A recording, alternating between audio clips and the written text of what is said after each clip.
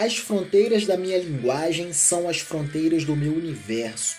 Ludwig Wittgenstein.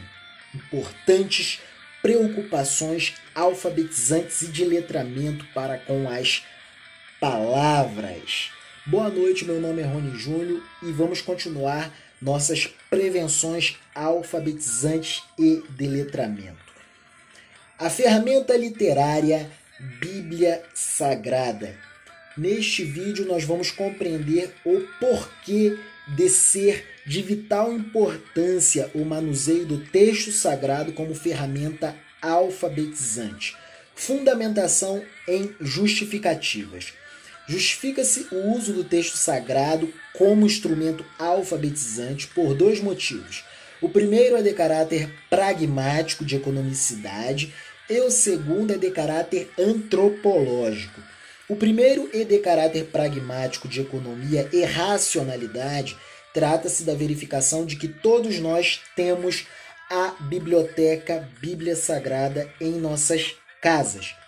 Se já temos uma biblioteca composta por 66 livros de linguagens sofisticadas e de diversos gêneros textuais, por que não manuseá-los? Ou melhor, por que não manuseá-la? Utilizemos a Bíblia como instrumento alfabetizante. Importante. O segundo motivo é de caráter antropológico, pois a Bíblia Sagrada está para a nossa cultura e antropologia ocidental na contemporaneidade, assim como os textos de Homero, a Ilíada e a Odisseia, por exemplo, estavam para a formação da cultura helênica dos gregos. E ressaltando ainda que a escrita do texto sagrado é absurdamente influenciada pela escrita grega, abarcada esta, pois, na antropologia grega, visto ser a escrita grega elemento componente da cultura helênica dos gregos, o que nos evidencia ser um belo ganho em termos de letramento, alfabetizar-nos a partir dos gêneros textuais constantes da Bíblia Sagrada. Isto implica conhecer indiretamente um pouco sobre o mundo grego e sua escrita. O Antigo Testamento dos Hebreus, posteriormente judeus, e o Novo Testamento da vida, comportamento, prioridades e ministério de Jesus Cristo, universalizado aos não-judeus, aos gentios, pelo apóstolo Paulo, são textos que influenciam sobremaneira linguagem, costumes, religiões e identidades nossos aqui no ocidente do planeta Terra. São motivos mais do que bastantes para utilizarmos o texto sagrado como instrumento alfabetizante. Para tanto, vou trazer aqui sobre os gêneros textuais inseridos nos diversos livros da Bíblia Sagrada, só para nós verificarmos como são gêneros ricos. Olha o que tem na Bíblia Sagrada. E muitas das vezes a gente deixa de manusear e ter acesso a uma inteligência sofisticada, constante no texto sagrado, a percepção do povo hebreu do mundo antigo, uma riqueza de cultura que influencia a nossa cultura atualmente aqui no Ocidente, na contemporaneidade, muitas das vezes por preconceito, e muitas das vezes preconceito babaca. Nós deixamos de acessar inteligências sofisticadas e linguagens que trazem uma simbologia que enriquece a nossa cultura. Então não sejamos preconceituosos, vamos compreender o que consta aqui no texto sagrado.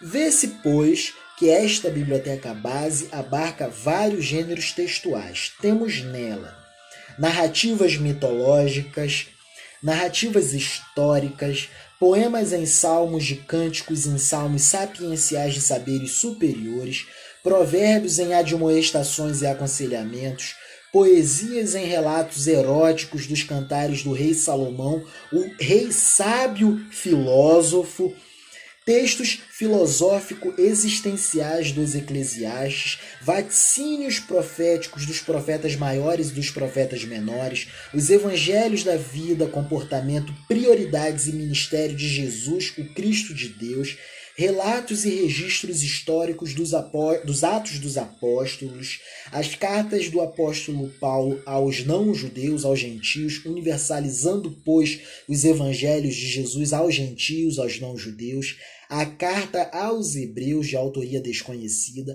as cartas de Pedro, Tiago, João e a maravilhosa e inefável epístola, gênero textual carta em ordenanças e prevenções de prudências de Judas, o irmão de Jesus, não o Iscariotes, o traidor.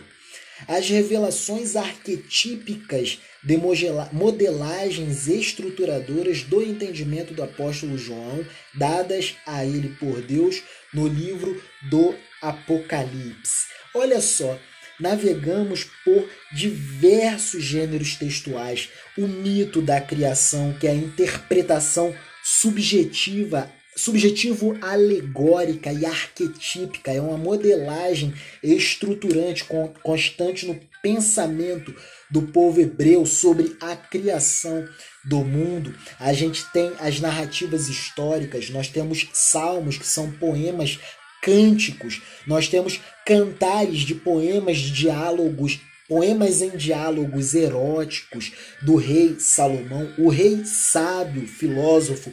Vemos que Salomão acaba antecipando o que Platão posteriormente teorizou sobre o rei filósofo. A gente no texto sagrado já identifica o rei filósofo, o sábio e filósofo rei Salomão, o homem de máxima sabedoria. Nós temos profecias, que são vaticínios no texto sagrado, e cada um desses gêneros traz uma estrutura diferente, uma estrutura de linguagem diferente.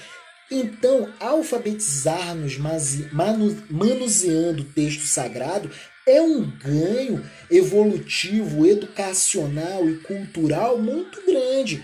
E é um ganho que traz quebra de preconceitos. Manuseando o texto sagrado como material alfabetizante, nós talvez consigamos quebrar o preconceito e enxergarmos que antes de a Bíblia ser um texto religioso, ela é um texto antropológico, é um texto da nossa cultura.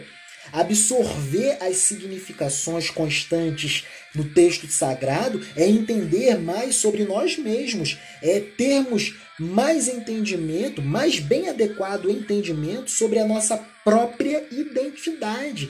Isso eleva por demais os nossos pensamentos sobre nós mesmos, aciona faculdades mentais em nós e perceptivas que nós não tínhamos quando não manuseávamos o texto sagrado. Mas a partir de agora manusearemos com outros olhos e novas percepções. Tá aí, um vídeo sobre esse acaba perfazendo na sutileza o que foi a conversa de Jesus com Nicodemos, nos Evangelhos de João, no capítulo 3.